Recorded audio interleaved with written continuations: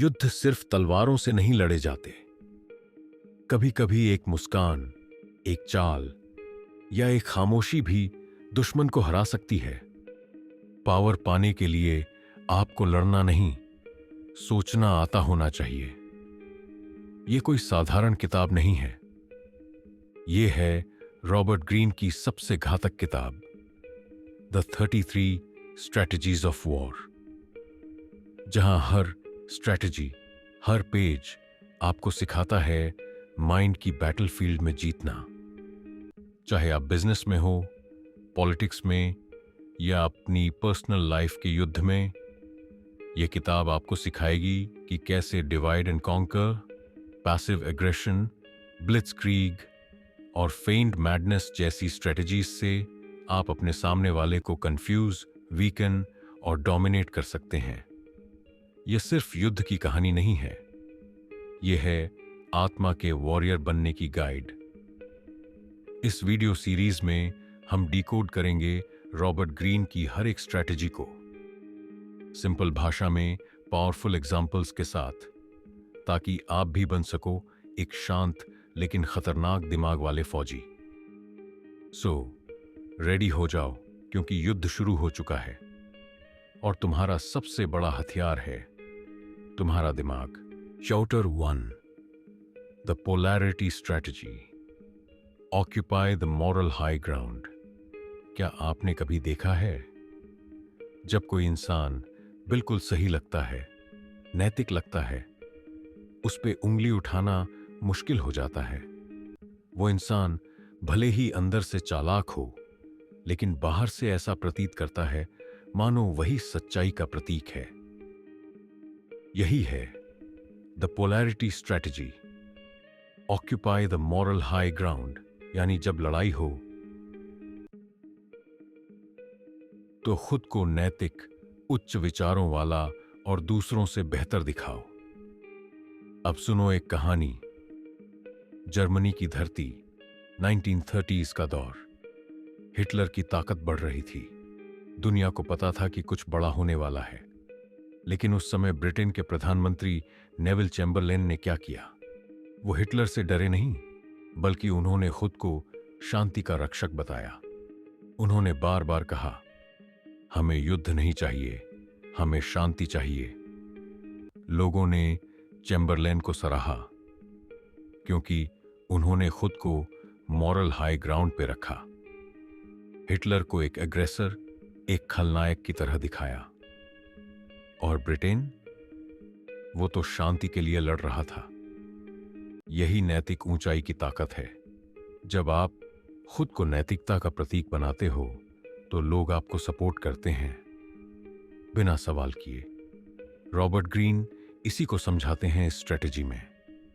अब सोचो, आप किसी वर्क प्लेस में हो, आपके और एक कॉलीग के बीच कंपटीशन चल रहा है, लेकिन आप ओपन फाइट में नहीं उतरते। आप सबके सामने बस यही कहते हो, मुझे बस टीम का भला चाहिए, मैं सबको साथ लेकर चलना चाहता हूं। अब सामने वाला अगर एग्रेसिव होता है तो लोग उसे गलत समझते हैं, और आप लीडर की तरह दिखते हो, वो भी बिना लड़ाई लड़े। This is the power of polarity. आप खुद को अच्छाई का चेहरा बनाओ, और सामने वाला चाहे जितना सही क्यों ना हो, वो दिखेगा गलत। इतिहास में मार्टिन लूथर किंग जूनियर का नाम कौन नहीं जानता? उन्होंने कभी हाथ में बंदूक नहीं उठाई, कभी हिंसा नहीं की, लेकिन उनके नैतिक विचार, उनकी शांति की अपील दुनिया को हिला गई। जब पुलिस उन पर लाठियां बरसाती थी, तब भी वो शांत रहते थे, और पूरा अमेरिका उन्हें देखता था एक ऐसे व्यक्ति के रूप में जो सच्चे न्याय के लिए खड़ा है। यही तो है मॉरल हाई ग्राउंड। जब आपके दुश्मन अग्रेसिव लगते हैं और आप शांत, सही, नोबल। रॉबर्ट ग्रीन कहते हैं, जब भी आप किसी बैटल में हो, फिजिकल हो या साइकोलॉजिकल, कोशिश करो कि आप अपने विरोधी से ऊपर दिखो, not in strength but in values. लोग नेचुरली सपोर्ट करते हैं उसे जो सही लगता है, लेकिन ये स्ट्रैटेजी सिर्फ दिखावे की नहीं होती, ये स्मार्ट डिप्लोमेसी है। कभी कभी आप अंदर से बहुत स्ट्रेटेजिक होते हो, लेकिन बाहर से ऐसा दिखाते हो कि आप तो बस अच्छा करना चाहते हैं। ये सामने वाले को कंफ्यूज कर देता है, और जब वो आप पर हमला करता है, वो खुद विलन लगने लगता है। इसीलिए गांधी भी जब ब्रिटिशर्स से लड़े तो उन्होंने कभी वायलेंस नहीं किया। उन्होंने अपना मॉरल ग्राउंड इतना स्ट्रांग बना लिया कि पूरी दुनिया उनकी तरफ हो गई।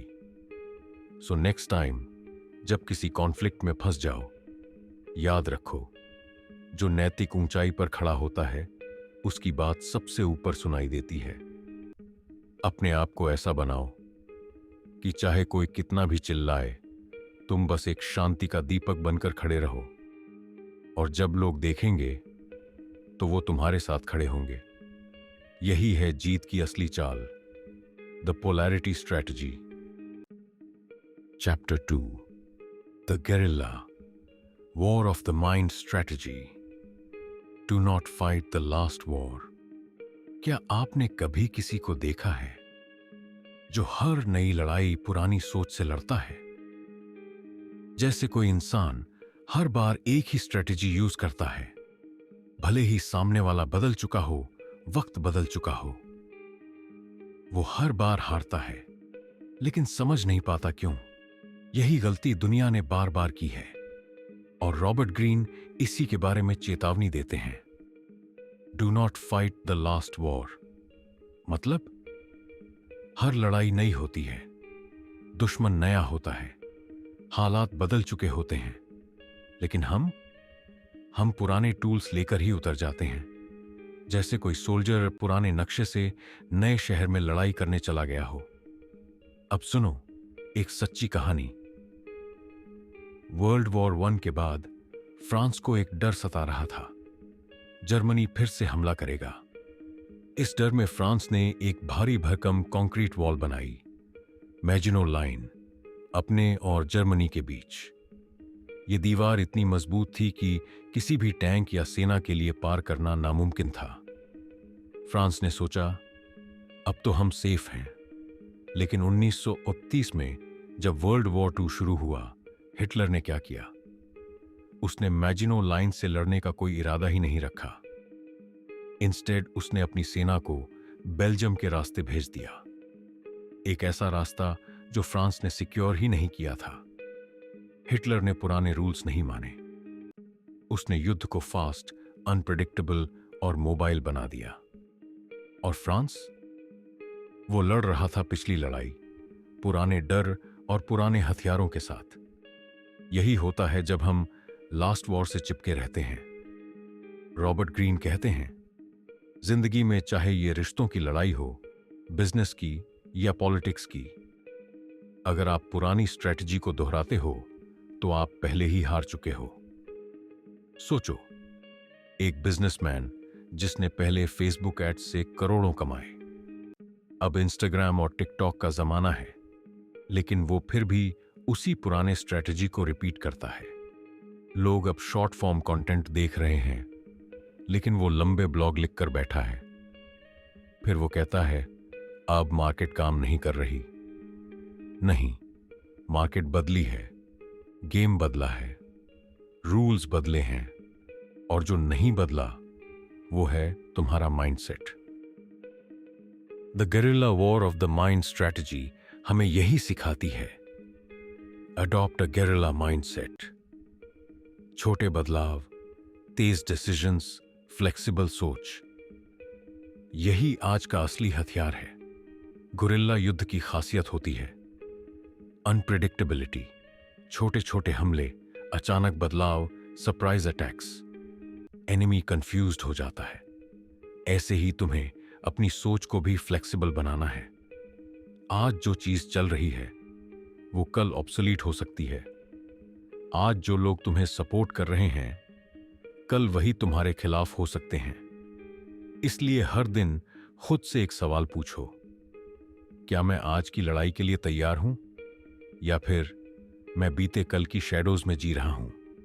एक और मॉडर्न एग्जाम्पल सुनो। नोकिया एक दौर था जब नोकिया का मोबाइल मार्केट पे राज था। सबके पास नोकिया था। लेकिन फिर आया आईफोन, फिर एंड्रॉयड, फिर एप्स, टच स्क्रीन और स्मार्ट वर्ल्ड। नोकिया वही पुरानी बटन्स, वही पुराना ओएस लिए बैठा रहा। और देखते ही देखते जो कंपनी कभी मोबाइल की बादशाह थी, वो वैनिश हो गई। क्यों? क्योंकि वो अपनी लास्ट वॉर लड़ रहा था और दुनिया आगे बढ़ चुकी थी। इसलिए रॉबर्ट ग्रीन कहते हैं, learn to think like a guerrilla, small, smart, unpredictable, adept और वैनिश।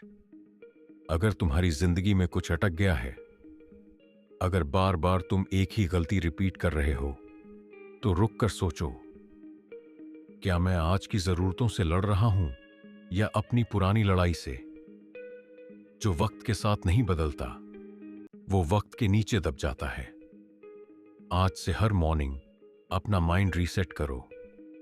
ना कोई पुरानी याद, ना पुरानी स्ट्रैटेजी, बस फ्रेश, फोकस्ड, फास्ट थिंकिंग। क्योंकि जो अपने दिमाग को फ्लेक्सिबल रखता है, वही हर बैटलफील्ड में जीतता है। Chapter 3, the grand strategy, have a clear long term goal. तुम अभी क्या सोच रहे हो? अगली सैलरी, कल का प्लान, या बस आज का सर्वाइवल? अब जरा सोचो, अगर तुम्हारा एनिमी 5 साल आगे की सोच रहा है और तुम बस अगले 5 मिनट का प्लान बना रहे हो, तो जीत किसकी होगी? यही है रॉबर्ट ग्रीन की तीसरी strategy, the grand strategy, have a clear long term goal. मतलब आगे देखो, बहुत आगे, और अपने शॉर्ट टर्म इमोशंस को अपनी स्टीयरिंग पकड़ने मत दो। सुनो एक कहानी, नेपोलियन बोनापार्ट, वो नाम जिसे पूरी दुनिया जानती है। लेकिन नेपोलियन कभी एकदम से हमले नहीं करता था। वो सालों तक पेशेंटली तैयारी करता, पूरे यूरोप के साइकोलॉजी को पढ़ता और फिर एक ऐसा स्टेप उठाता जिससे सब हैरान रह जाते। नेपोलियन हर छोटी लड़ाई में नहीं उलझता था। वो हर बार खुद से पूछता, does this help me reach my ultimate goal, domination of Europe? अगर नहीं, तो वो उसे अवॉइड करता, क्योंकि उसे पता था छोटी जीतों में फंसकर बड़े मिशन खो बैठना सबसे बड़ी मूर्खता है। आज हम सब नेपोलियन नहीं हैं, लेकिन हमारी जिंदगी भी एक युद्ध से कम नहीं। कभी इमोशंस से भरा कोई रिलेशनशिप, कभी गुस्से में छोड़ी गई जॉब, या फिर डर के मारे किया गया कॉम्प्रोमाइज। ये सब वो छोटे मोर्चे हैं जिनमें हम उलझकर अपना ग्रैंड स्ट्रैटेजी भूल जाते हैं। रॉबर्ट ग्रीन कहते हैं, strategy isn't about reacting, it's about shaping the battlefield over time.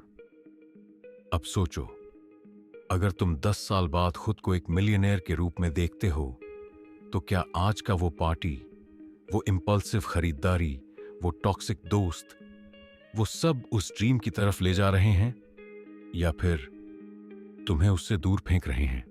बहुत से लोग हर दिन रिएक्ट करते हैं। न्यूज़ देखी, डर गए, सोशल मीडिया स्क्रॉल किया, कंपैरिजन में डूब गए, एक छोटी सी इंसल्ट मिली और सब छोड़ दिया। क्यों? क्योंकि उनके पास कोई ग्रैंड स्ट्रैटेजी नहीं है। अब सुनो एक मॉडर्न एग्जाम्पल, इलॉन मस्क। जब लोग टेस्ला को फेल मान चुके थे, जब स्पेस एक्स लॉन्च के बाद एक्सप्लोड हो रहा था, तब भी मस्क रिएक्ट नहीं कर रहा था, क्योंकि उसका दिमाग अगले 30 साल के फ्यूचर में था, जहां इंसान मार्स पर होगा, जहां इलेक्ट्रिक कार्स दुनिया का फ्यूचर बनेंगी। लोग आज क्या सोचते हैं, उससे फर्क नहीं पड़ता, क्योंकि मस्क अपने लॉन्ग टर्म गोल से 1 सेकंड के लिए भी नहीं भटका। और यही है असली स्ट्रैटेजी। अपने बड़े मिशन को इतना क्रिस्टल क्लियर बना लो कि हर छोटी डिस्ट्रैक्शन अपने आप फेड हो जाए। अब खुद से पूछो, क्या तुम्हारे पास एक ग्रैंड स्ट्रैटेजी है, या तुम भी बस फायर फाइटिंग कर रहे हो? आज यहां, कल वहां। हर बार कोई तुम्हें गुस्सा दिला दे तो तुम ट्रैक से उतर जाओ। हर बार कोई ताना दे तो तुम प्रूव करने लगो।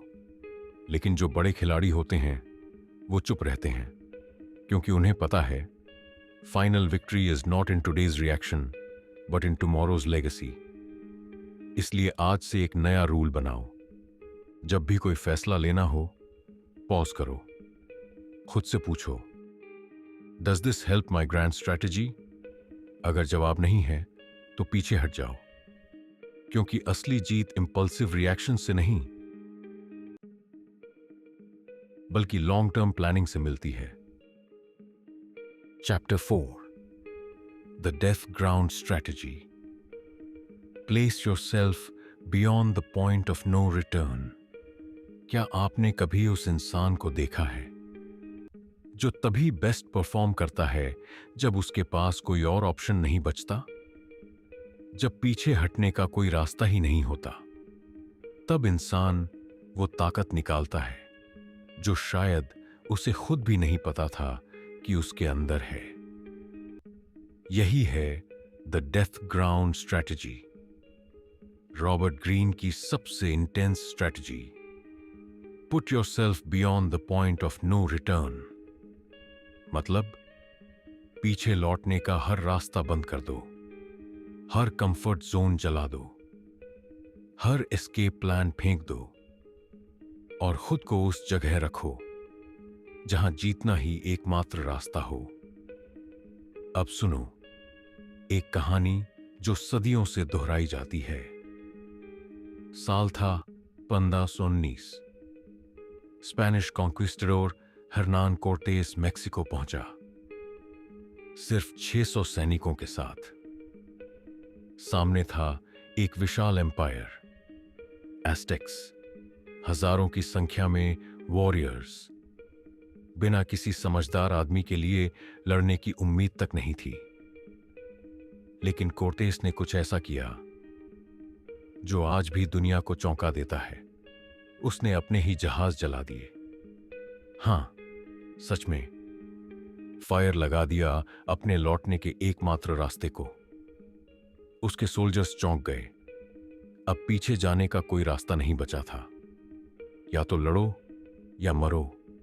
और उन्होंने लड़ा, पूरी इंटेंसिटी, पूरी जान, पूरे डर को ताकत में बदलकर। और वही 600 आदमी जीत गए, क्योंकि अब उनके पास हारने का लग्जरी नहीं था। कोर्टेस ने उन्हें डाल दिया था डेथ ग्राउंड पर। रॉबर्ट ग्रीन कहते हैं, जब पीछे की सारी नौकाएं जला दी जाती हैं, तब इंसान का असली रूप सामने आता है। हम में से बहुत से लोग इसलिए एवरेज बने रहते हैं क्योंकि हमारे पास बैकअप प्लान होता है। हम सोचते हैं, अगर ये स्टार्टअप फेल हो गया तो नौकरी पे लौट जाऊंगा। अगर यूट्यूब ना चला तो कुछ और कर लूंगा। अगर वो चला गया तो किसी और से प्यार कर लूंगा। यही प्लान बी हमारी जान लेता है, क्योंकि प्लान बी का मतलब है तुम कभी प्लान ए को पूरी जान से अपनाओगे ही नहीं।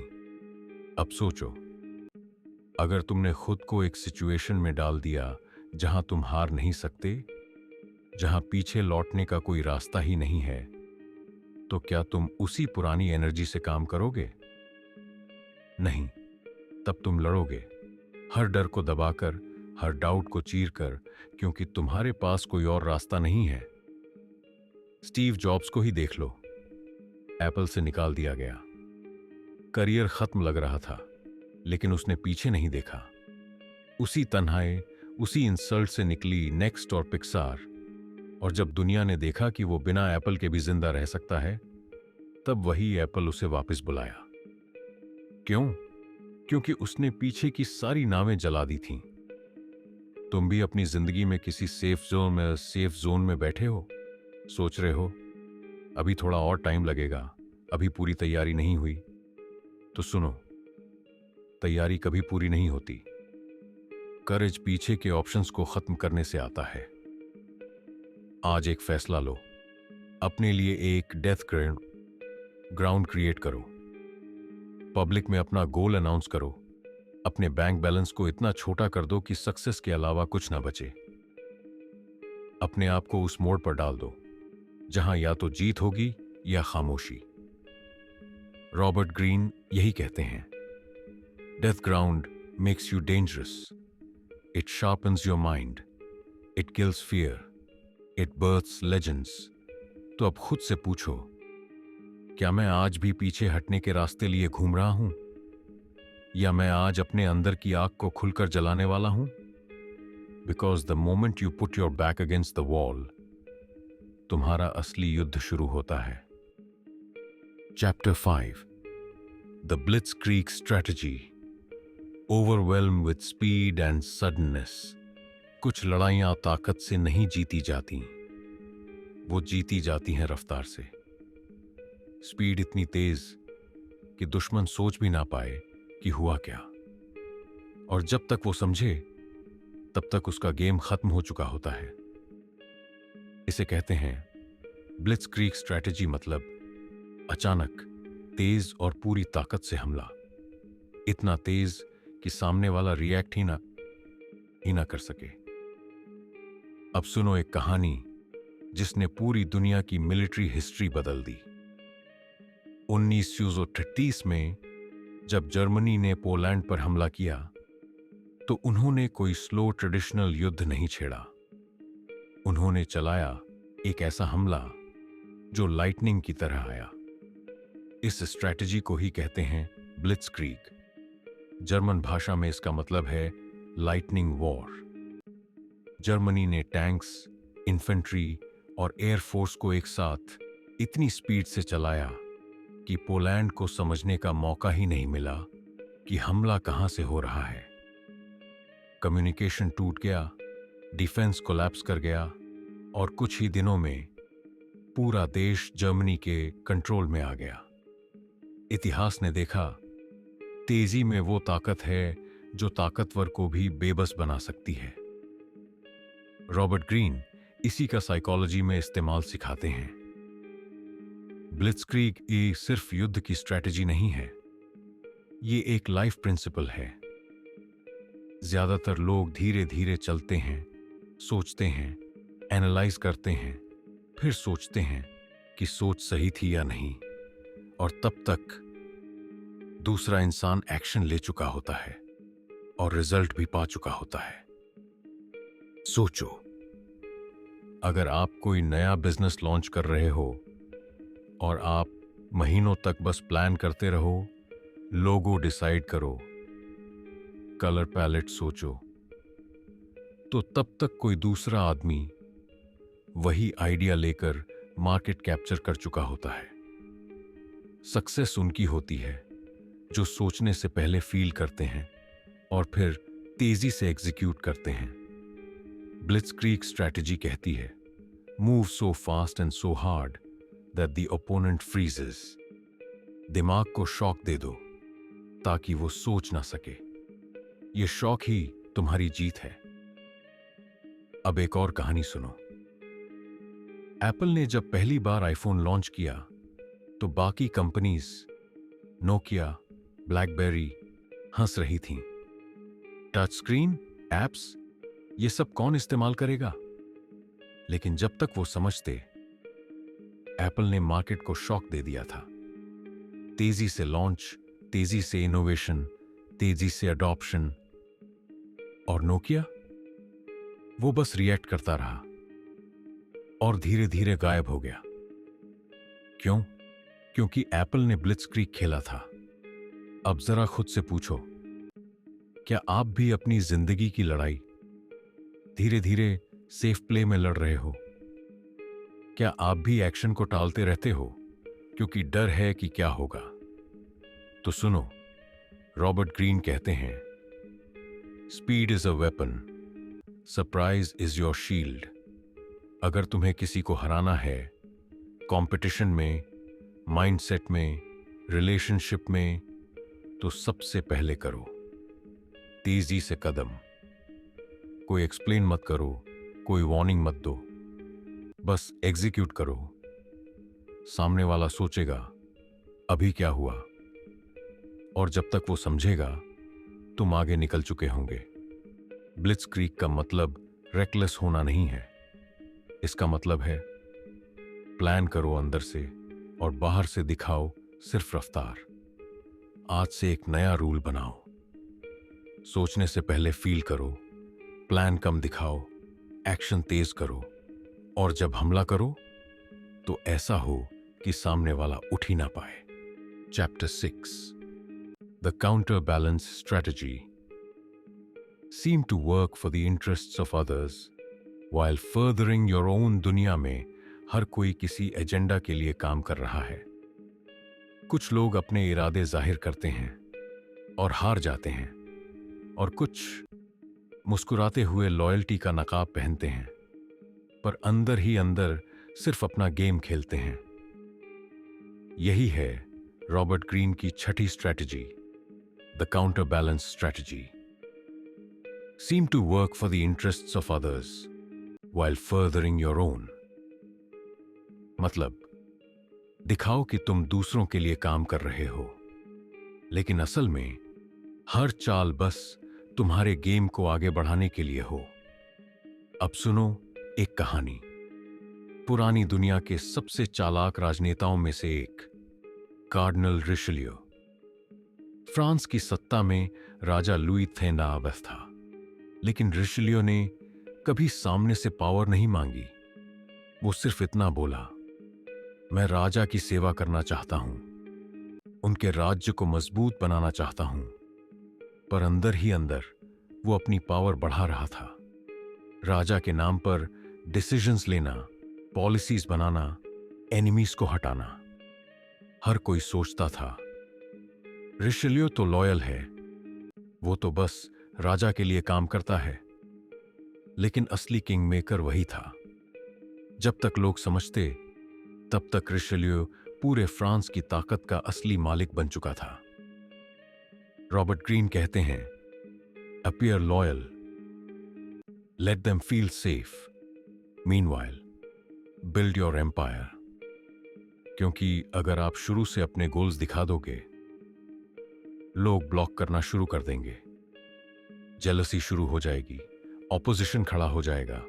लेकिन अगर आप ऐसा दिखाओ कि मैं तो बस आपकी मदद कर रहा हूं, तो आप एनिमी के रेडार से नीचे रहोगे।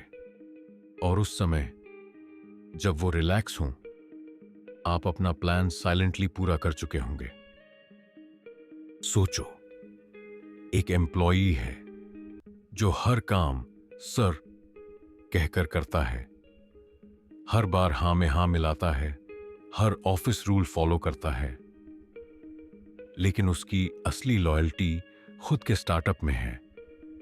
वो हर दिन सीख रहा है, ऑब्जर्व कर रहा है, कॉन्टैक्ट्स बना रहा है, और फिर एक दिन वो रिजाइन करता है और कुछ ही महीनों में वही क्लाइंट्स, वही कॉन्टैक्ट्स लेकर अपनी कंपनी खड़ी कर देता है। बॉस हैरान, लेकिन समझ नहीं पाता ये कब हुआ, क्योंकि उसने लॉयल्टी देखी थी, एजेंडा नहीं। अब एक modern example, Chanakya. Nanda dynasty को हटाने के लिए वो चंद्रगुप्ता को आगे करता है, लेकिन सामने से कभी राज नहीं मांगता, बस गुरु बनकर गाइडेंस देता है। पर एम्पायर, वो चाणक्य की सोच से खड़ा होता है। Every move, every alliance, every war उसके प्लान का हिस्सा होता है। उसने चंद्रगुप्ता को राजा बनाया, लेकिन स्ट्रेटजी उसकी थी।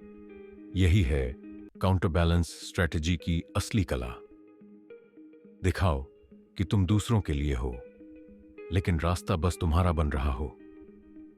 रॉबर्ट ग्रीन कहते हैं, hide the claws behind soft fur, ताकि लोग तुम्हें थ्रेट ना समझें और तुम अपना काम साइलेंटली करते रहो। इस दुनिया में जो सीधे बोलते हैं वो जल्दी काट दिए जाते हैं, पर जो झुककर चलते हैं वो धीरे धीरे सब अपने कंट्रोल में ले लेते हैं। तो अब खुद से पूछो, क्या तुम हर किसी को अपने सपनों के बारे में बता रहे हो?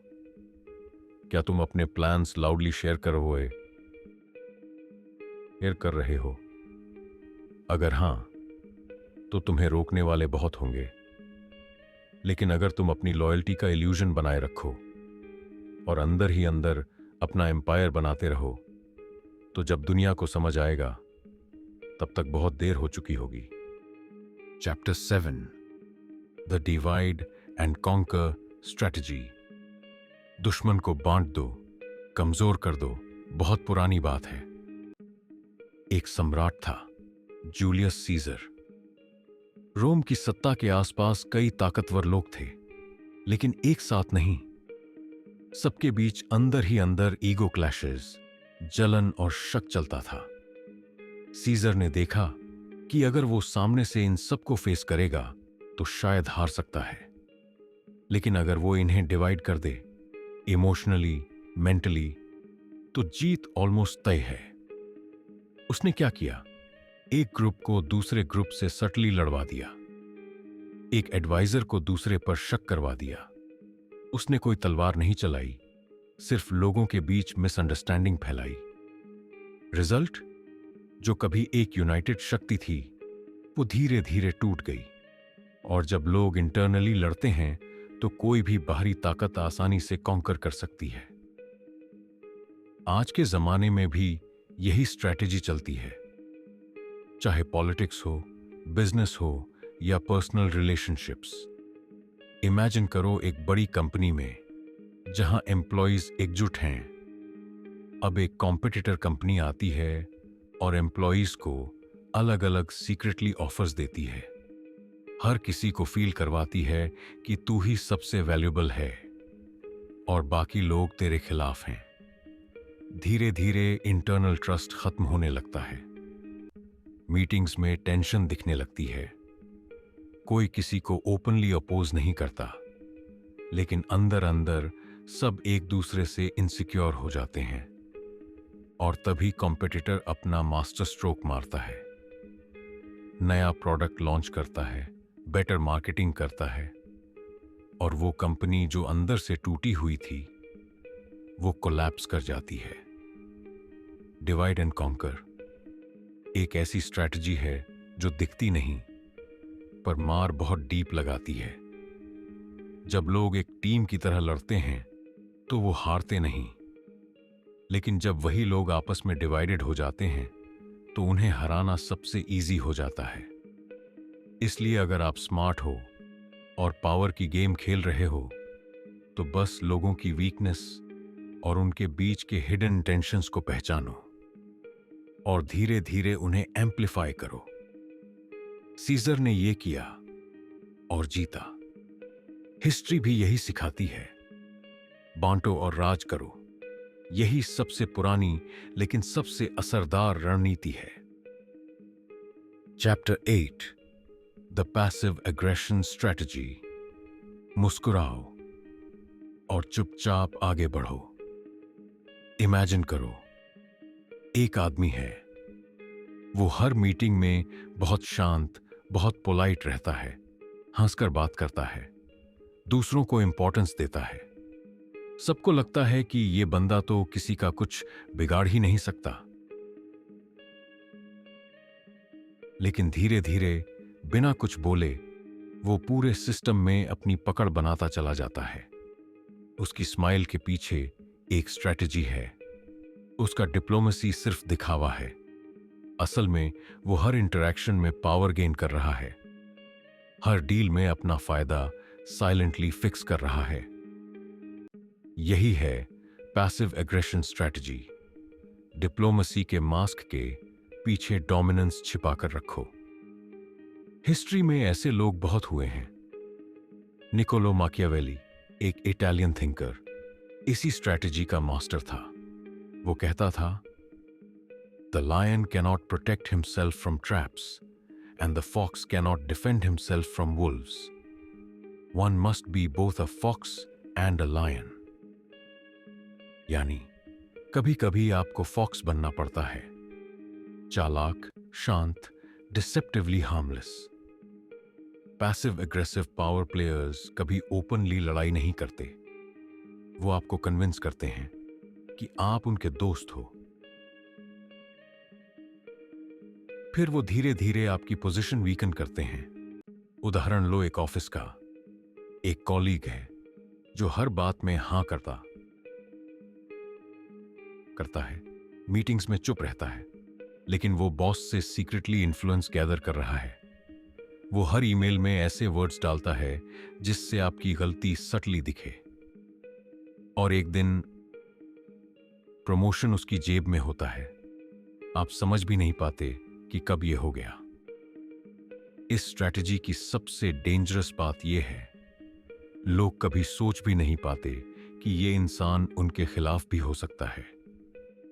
पैसिव एग्रेसिव लोग वॉर्स नहीं लड़ते, वो विस्पर्स से किंगडम्स गिरा देते हैं। उनकी स्ट्रैटेजी है, बाहर से फ्रेंडली रहो, अंदर से अपना एम्पायर साइलेंटली बिल्ड करो। पावर गेम में सबसे बड़ी जीत वो होती है जो बिना लड़ाई के मिले। पैसिव एग्रेशन इसी का सिंबल है। सच में ताकतवर वो है जो मुस्कुराकर छुरा घोंपता है और सामने वाले को उसका एहसास तक नहीं होता। अगर आप भी इस गेम में उतरना चाहते हो तो याद रखो, हर बात में दिखावा मत करो। कभी कभी लो प्रोफाइल में रहना ही सबसे बड़ा वेपन होता है। निगोशिएट करो, लेकिन पीछे से कंट्रोल मत छोड़ो। एक बच्चा मैथ्स में फेल हो रहा है, दूसरा हिस्ट्री की डेट्स याद नहीं रख पाता, और स्कूल कहता है they are not smart enough. लेकिन क्या वाकई में इंटेलिजेंस सिर्फ एक ही होती है? एक नंबर से पूरे इंसान को जज करना, क्या यह सही है? हार्वर्ड साइकोलॉजिस्ट हावर्ड गार्डनर ने दुनिया को हिला दिया जब उन्होंने कहा, there is not just one intelligence, there are 8: logical, musical, bodily, interpersonal, intrapersonal, spatial, linguistic and even naturalist. हर इंसान की अपनी यूनिक इंटेलिजेंस होती है, और यही है इस रेवोल्यूशनरी किताब की core philosophy, frames of mind, the theory of multiple intelligences. इस किताब ने एजुकेशन, करियर और पेरेंटिंग की परिभाषा ही बदल दी। तो अगर आप टीचर हैं, स्टूडेंट हैं, पेरेंट हैं, या खुद को बेटर अंडरस्टैंड करना चाहते हैं, इस वीडियो को जरूर देखिए, क्योंकि ये आपकी इंटेलिजेंस को रीडिफाइन करने वाला है।